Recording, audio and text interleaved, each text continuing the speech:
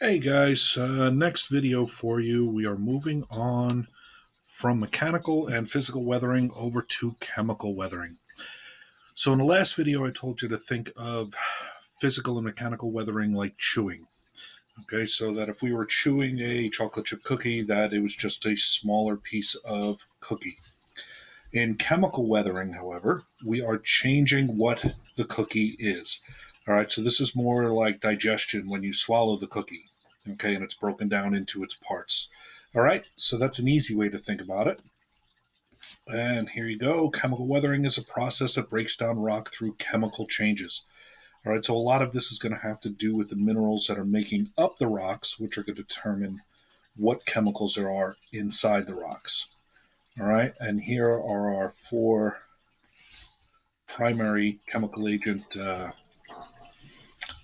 chemical weathering causes. So we have oxidation, hydration, carbonation, and organic acids. Okay, so let's talk about temperature changes. Not so much the picture in the bottom left hand corner where you're seeing the snow, because that would cause things to break due to frost action. So that's going to be more of a physical or chemical. But the picture in the upper right hand corner of the fire. So once the trees are burning, okay, it is changing what the trees are. All right, so the wood burns and it's no longer a tree, and the wood is no longer something you'd recognize. Okay, all right, water. So, water breaking down stuff. This is going to be primarily having to do with any rocks that have calcite in them. All right, so your limestones and your marbles. Okay, so as the salt water comes in the picture in the upper left, all right, it's wearing away a cave. All right, or the water in the bottom right hand corner is, you could see here, wearing away little holes in the ground. Okay. All right, next, oxygenation. So this is going to be rusting.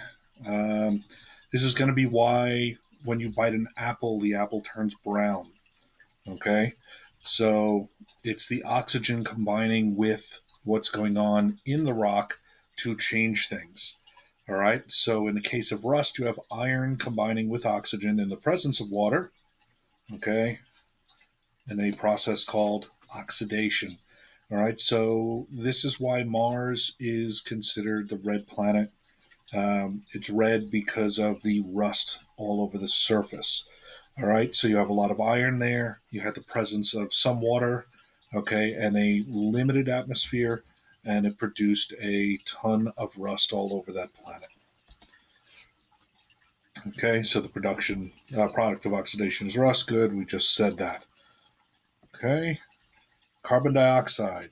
So CO2 dissolved in rainwater creates carbonic acid. All right, carbonic acid easily weathers things. Okay, and that's primarily again limestone. And why is it limestone? Limestone has calcite in it. You have to know that fact.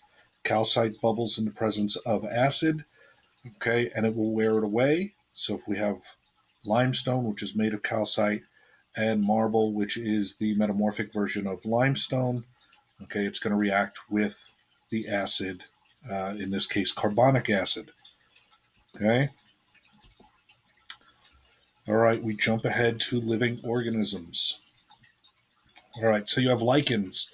They're the little green pieces that people like to call moss on rocks.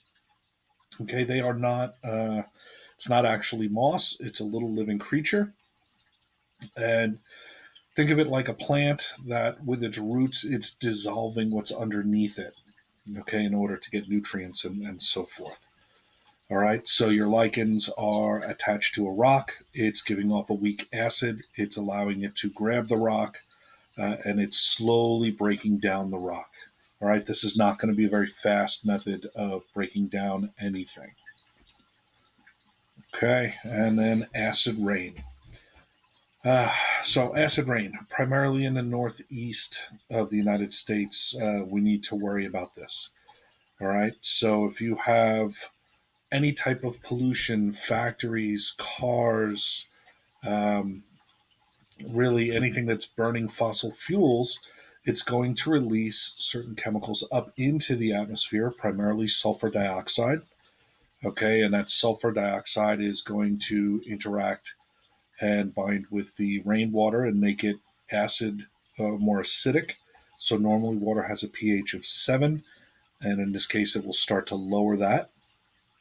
Okay, and then the acid rain falls. Okay, and that's going to break down stuff.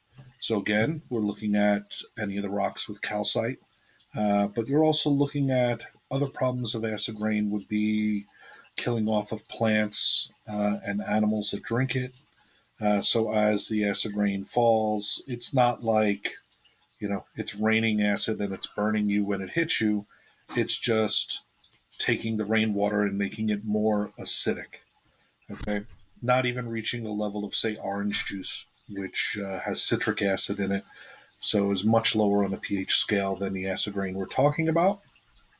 Okay, but the acid rain itself will cause chemical weathering to happen at a very quick rate. So it'll do things like killing off lakes, and that would be if you were upstate. And you may have noticed if you've traveled upstate that there are certain lakes that when you go around, the trees surrounding the lakes look like they're covered in a whitish powder. Okay, there's no leaves on those trees, and the lake itself looks very, very clear. Okay, which you might think, wow, that's great. That looks like really clean water. Lakes are not supposed to be clear. So if they're clear, there's a problem, and you probably want to avoid going into that water. All right, so that is acid rain. This is all, again, very quick. The next slide that I bring up is going to have 2 videos linked to it. I'm going to put those videos in Classroom for you. It is going to be an assignment for you that will be due at the end of the week. So it'll be due on Friday. You're going to watch each video. They're about 22 to 28 minutes long each. It's going to have to do with weathering and specifically in the ocean and how this affects things in the ocean. And what I'm looking for is a reactionary piece on each video. So you're going to watch it. You're going to tell me how you feel about it. You're going to give me some things from the video that caused you to feel that way specifically. Okay, if you just say, the acidification of the ocean is bad because it kills things, that's not good enough. All right, so I'm looking for specific examples from the video. All right, or from each video, I should say. All right, so that's going to be these 2, which, if you wanted to copy them down, that's fine. But otherwise, I will post them on Classroom for you with a little bit more further instruction as to what I expect in the reaction piece for each one. So again, that's 2 reaction pieces, 1 for each video. And that should do it. So this will be posted with another assignment that you're going to have to do from the packet. And we'll be looking at probably taking another quiz towards the end of the week. And that should be that. All right. Any questions again, you can always reach out to me in Classroom or Remind. Thanks, guys.